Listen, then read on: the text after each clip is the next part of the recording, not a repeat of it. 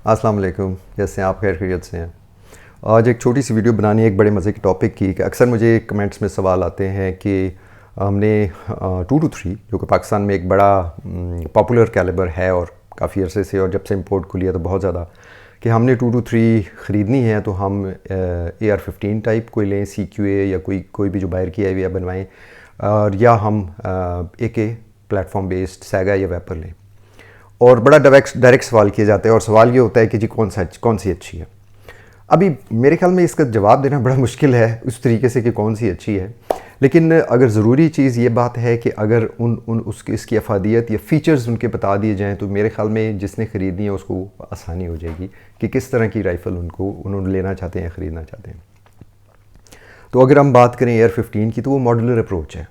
Modular में ये होता है कि जी आपने for example upper lower receiver जो है, बैरल, BCG, उसका जो स्टॉक पीछे होता है, उसकी लोअर पार्ट किट्स जो होती है, उसका हैंड गार्ड जो होता है, हर चीज़ आप मार्केट से ख़रीद के या ख़रीदवा के या किसी भी तरीके से तो डिज़ाइन करवा सकते हैं, बनवा सकते हैं। सॉरी, डिज़ाइन भी ऑब्वियसली आप डिज़ाइन करेंगे तो उसके बाद, और आपके पास इसमें बड़ी तहाशा फ्लेक्सिबिलिटी होती है।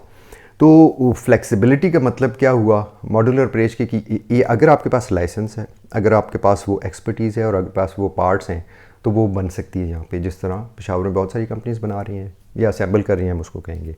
पहली चीज़ ये चीज़ वेपर और सैगा में ऑब्वियसली तो है ही नहीं, बिकॉज वो तो फैक्ट्री से बन के आती है। आप उसको वैसे ही देखें, एक प्लेटफॉर्म बेस्ड कोई भी वेपन उठा के देख लें तो उसके अंदर रिवेट्स लगे होते हैं और वो स्टैम्प्ड किस्म के रिसीवर बने होते हैं। वो चीज़ ऐसी नहीं हो सकती है। तो ये बहुत बड़ा फ़र्क इन दोनों प्लेटफॉर्म्स में है। दूसरा है इसी से रिलेटेड कि एक्यूरेट कौन सी होती है। जनरली परसीव भी ये किया गया है और है भी इस तरीके से कि AR-15 इज़ मोर एक्यूरेट। क्योंकि जब वो बनाई जाती है राइफ़ल तो AR-15 की अगर मैं बात करूँ तो टॉलरेंसेस बड़ी टाइट हैं। टॉलरेंसेस का मतलब है कि जो चीज़ जिस तरह फिट हुई है उस तरीके से टाइट लगी हुई होती है, और उसके लिए बड़ी अच्छी ऑप्टिक्स बनाई जा चुकी हैं। राउंड उसी तरीके से डिज़ाइन किया गया है और बैरल्स मुख्तलिफ़ किस्म के आ चुके हैं, ट्रिगर्स आ चुके हैं, तो वो आपको एक्यूरेसी उसमें ज़्यादा मिलती है। दूसरी बात, जब आपको AK प्लेटफॉर्म में आपको ये बहुत ज़्यादा ये नहीं मिलेगा इतना ज़्यादा, बट ठीक है, रीजनेबल एक्यूरेसी बिल्कुल है ही है। AR पे ऑब्वियसली जिस तरह 600 तक तो वो कहते हैं कि जी बड़ी अच्छी एक्यूरेसी आपको मिल सकती है और मिलती है। उसके बाद रिलायबिलिटी की अगर हम बात करें तो इसमें कोई दो राय नहीं है कि AK प्लेटफॉर्म विंस, बहुत रिलायबल है। और रिलायबिलिटी आप अगर क्लासिकली आप देखें, किसी AK उठा के देखें तो उसमें थोड़ा हल्का सा रैटल भी आता है। और इस तरीके से जिन वेपन्स में जनरली, मैं जनरलाइज सी बात कर रहा हूँ, रैटल का मतलब ये होता है कि टॉलरेंसेस बहुत ज़्यादा टाइट नहीं है।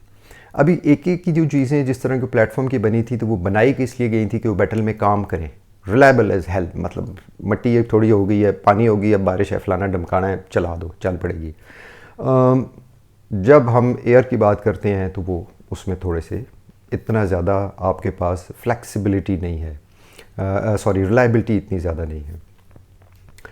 कंपैरेटिव बात कर रहा हूँ बिल्कुल दोनों प्लेटफॉर्म्स की।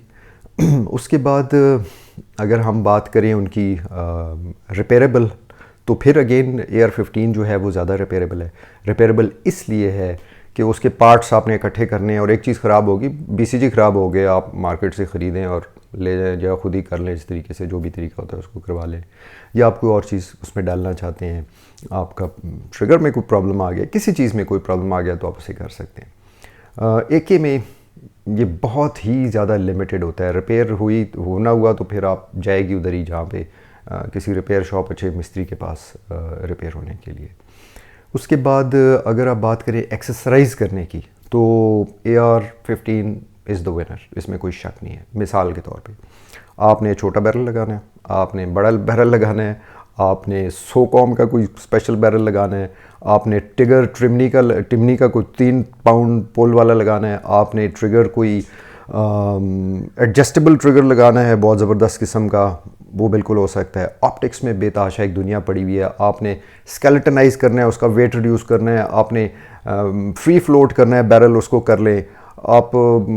मतलब एक दुनिया है यार, रियली बंदा इम्प्रेस हो जाता है। और उसके बाद स्टॉक की बात करें तो क्या क्या दुनिया में उसके स्टॉक्स किस तरीके से बन गए और क्या चीज़ें, और रंग आप उसमें डाल सकते हैं, हर चीज़ आप कर सकते हैं।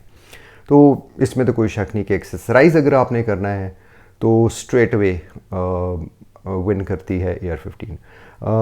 जब आप बात करते हैं AK की प्लेटफॉर्म, जैसे हम साइगा वेपर की बात करें तो बड़ा लिमिटेड स्कोप है उसकी एक्सेसराइज होने का। हो सकते हैं थोड़ी चीज़ें, लेकिन आपको काफ़ी मेहनत और करनी पड़ती है और बन जाती है, चीज़ें बन जाती हैं। और उसके बाद फाइनली हम बात करते हैं कि मॉडर्न कौन सी है। तो इसमें कोई शक नहीं कि AR-15 की ज़रा मॉडर्न लुक्स हैं और as compare to AK platform की सैगा या वेपर या जो भी है। और अगर आप मेरे से पूछें कि कौन सी बेहतर है तो मैं ये कहूँगा कि दोनों ले लें, हम तो शौकीन लोग हैं।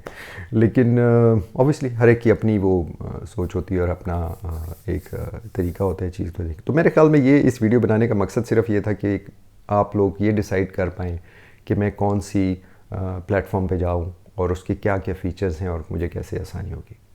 तो फिर इंशाल्लाह कोई और वीडियो बनाएंगे। थैंक यू, खुश रहिए, अल्लाह हाफ़िज़।